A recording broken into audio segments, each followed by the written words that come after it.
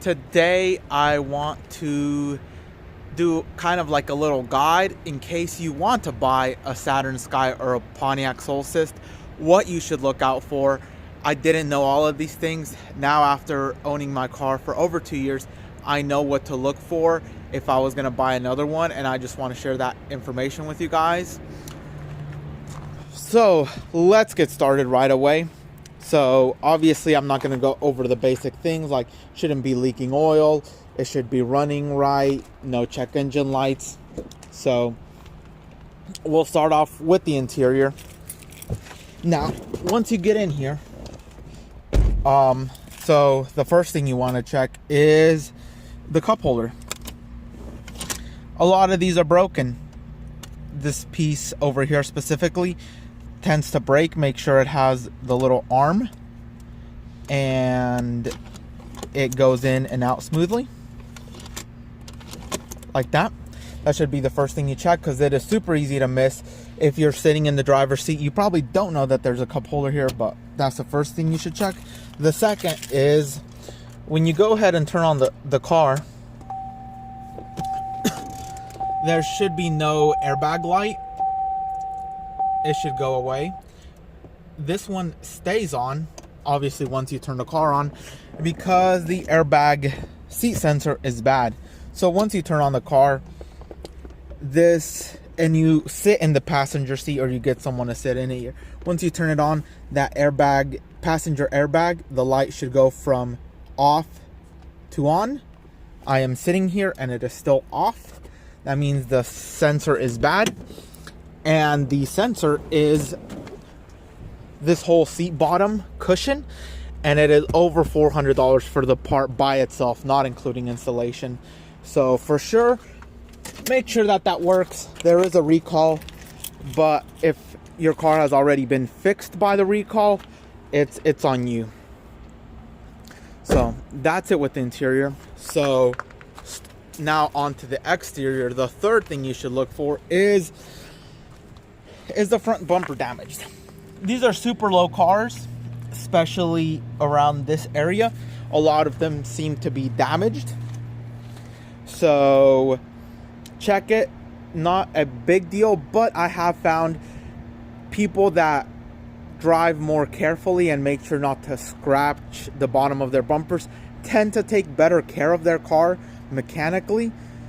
This one was pretty mint. It had one little bump here when I first got it. It's been fixed since then, and that was it. There was some that I went to go look at that had major scrapes, so I ended up passing on those. Now, the fourth thing you should check is the fenders.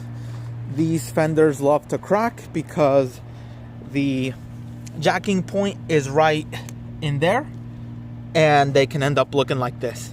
I'll get this fixed eventually, but it looks pretty bad. Now on this side, it looks mint, but if you look underneath, it's still cracked. So it is what it is, but definitely check for that. They don't make OEM fenders anymore, so you're either going to have to get that fixed or get an aftermarket one. A lot of these are just going to be broken. It's not a deal breaker, but if you can find one that's not really badly cracked, that's a great thing. So on to the fifth thing. These tulip flaps, they're called tulip flaps. These open and close when you put the top up or down, and these tend to break. Make sure it's complete and it opens freely. You can see the cable in there,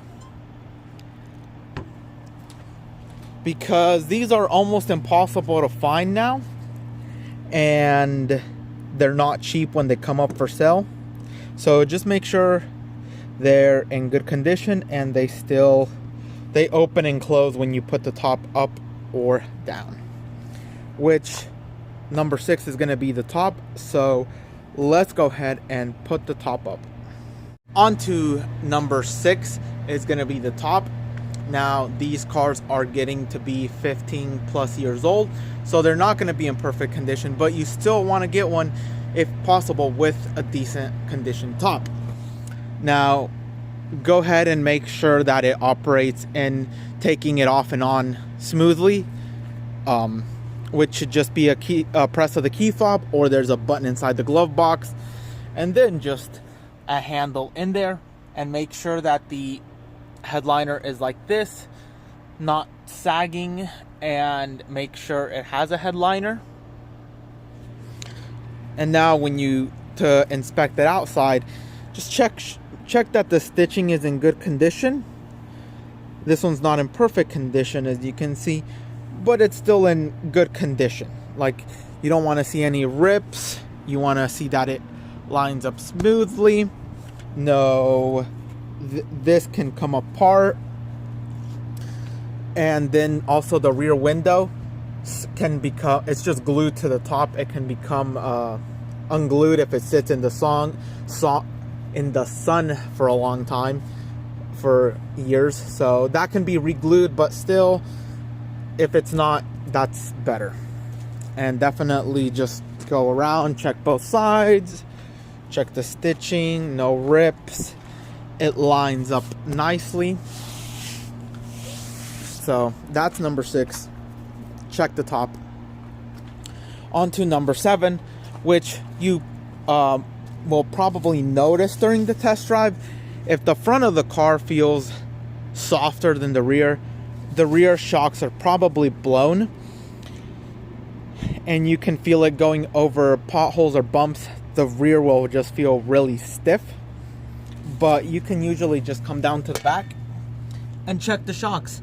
If they're covered in oil, you know they're bad. It's just pretty common for these to go bad. So definitely check that. On to number 8. Still at the back.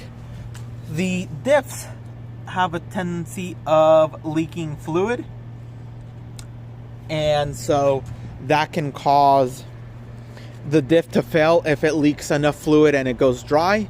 Almost made that mistake. It was leaking a lot, finally changed it, and it was almost out of fluid. Fluid that was in there was super dirty.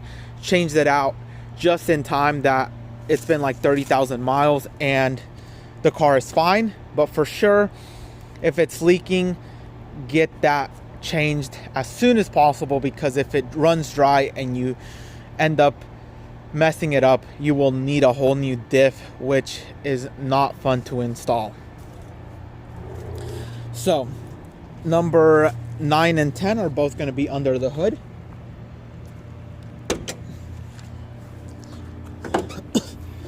So once you get under here, again, because these are 15-year-old cars, the valve cover might be leaking, and you'll be able to tell from right along there. There'll just be a lot of oil seepage.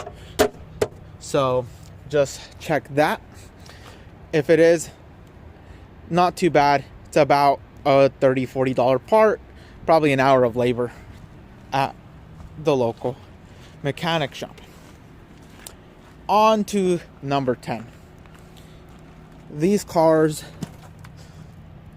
have timing chain guide issues, where the guides that hold the timing chain are plastic. Plastic gets brittle with heat and then cold, and they break. So you definitely want to get the guides changed. Most people change them at around 100 to 120,000 miles. It's good practice to change them around there, because if not, you're going to end up needing a new motor more than likely. And if you're in there, you want to go ahead and do the water pump, because the water pump is a pain in the ass to do. So go ahead and get those both done. If they've been done, that's a major plus. A garage will probably charge upwards or close to $2,000 to replace the timing chain guides and the water pump. If you do it yourself, it can probably be done for closer to like $600 to $700 and maybe 2 days of your time. But make sure to either account for it or make sure it's been taken care of. Lastly, a little bonus 11th one. If you're buying a Redline Saturn or a GXP Solstice, check the turbo. These eventually are gonna fail. This one failed at like 130,000 miles.